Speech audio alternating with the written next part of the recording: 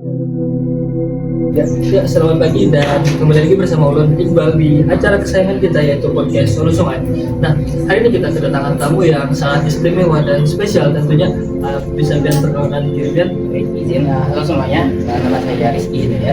Nah, beliau ini merupakan salah seorang anak muda yang cukup sukses di usia yang sekarang, dan beliau ini terkenal karena memiliki banyak cabang usahanya yang sudah tersebar di hampir seluruh Kalimantan Selatan. Nah, bisakah Pian menceritakan bagaimana perjalanan hidup Pian sehingga Pian bisa sampai di titik seperti sekarang? Baik, jadi belum dulu merupakan manusia yang sangat ambisius karena latar belakang ekonomi saya yang kurang mampu.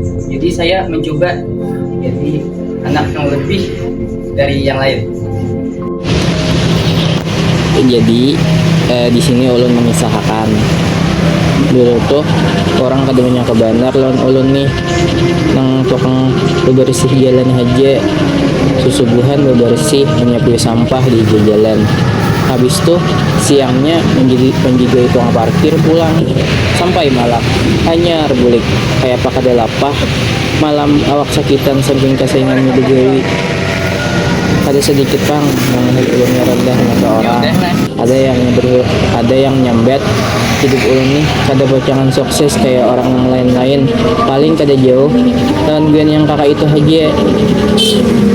Tapi si Dini kada tahu ada satu hal di hidup ulun nih yang ulun kada makan.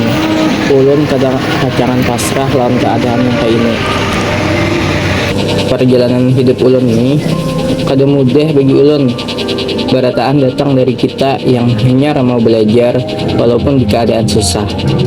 Jadi, ulun di sini hendak menyampaikan keberhentian barataan. Jangan supan lawan gawean sorang, selagi itu halal. Gantian harus banyak-banyak bersyukur. Kayak ulun nih, dari tukang sapu, tukang parkir, kawa sampai di titik ini karena ulun kada pantang pasrah lawan hidup. Yang bahaya tuh di saat orang ampih belajar pasrah lawan keadaan, kitanya juga kayak itu, maka kita pacangan susah selawasnya. Maka dari itu datangi perpustakaan, banyak-banyak membaca buku, karena kita kan tahu bisa aja satu buku yang kita baca kau merubah hidup lebih baik ke depannya. Terkadang ulunnya juga masih memakai begawian, hanya boleh merasa lapar, ngantuk, hanya imbas seharian begawi. Tetapi tetap ulun sempat akan membaca. Ulun percaya sesuatu tuh kayak tenaga kawa habis, duit kawa kada mayu, tapi punya ilmu kawa membuka jalan yang kada disangka-sangka. Ulun juga belajar pendidikan tuh kada aja tentang nilai, tapi kayak apa cara kita berpikir, cara kita berpandil, lawan juga cara memikirkan membangun masa depan seorang. Sedikit-sedikit mulai berubah hidup ulun. Dari situ ulun sadar punya kita hendak tak itu juga kadakawa kita hanya melihat keadaan kita nih nang kadakawa harus wani mengubah hidup, berusaha lebih keras lagi daripada orang lain. Maka dari situ ulun rajin datang ke perpustakaan. Bukannya paling pintar pang, tapi ulun ini sadar diri ulun banyak kurangnya masih.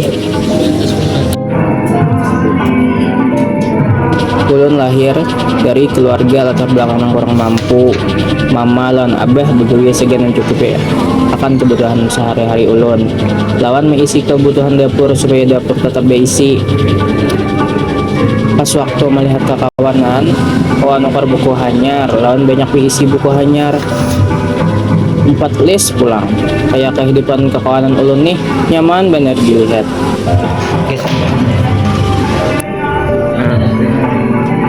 Ulun ini mulai aktif berorganisasi, belajar, tapi dia tuh di muka orang banyak, belajar jadi pemimpin.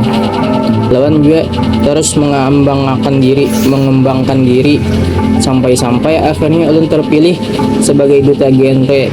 Bagi ulun ini hal yang luar biasa benar, lain sekedar gelar, cuma ini bukti anak yang dulunya hanya sebagai tukang sapu jalan, tukang parkir, kawa juga mau olah prestasi. Wah ini ulun jadi seorang pengusaha yang masih merintis pang juga. Jadi perpustakaan ini ulun jadikan wadah gasan melawan rasukan diri seorang. Di sini ulun membaca banyak buku yang sangat membantu tentang bisnis, motivasi, komunikasi sampai kisah orang yang dahulu hidupnya susah wah ini sukses juga. Dari buku-buku ini ulun belajar bahwa miskin lain dari akhir kehidupan. Cerita yang sangat inspiratif dan menarik, terutama di Ulun, dan mungkin juga sangat inspiratif bagi kawan-kawan atau adik yatim yang melihat podcast hari ini. Mungkin untuk menutup podcast hari ini, apakah ada kata-kata atau kata-kata motivasi yang sekiranya ingin kalian sampaikan kepada para penonton atau adik yatim kita? Motivasi mungkin